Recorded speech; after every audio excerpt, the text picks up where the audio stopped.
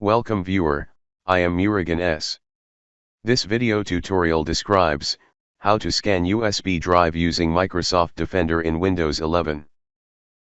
Click Start, Settings, click Privacy and Security.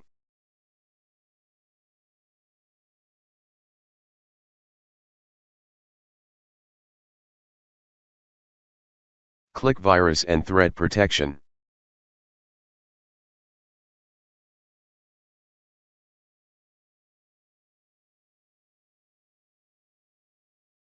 Click Scan Options. Check Customized Scan. Click Scan Now.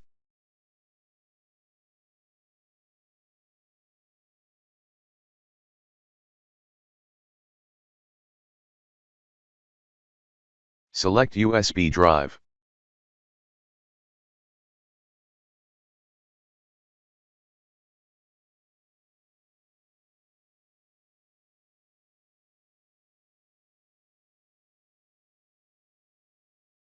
I hope this video tutorial helps to you. Please like, share and don't forget to subscribe my channel. Thank you very much. See you next video.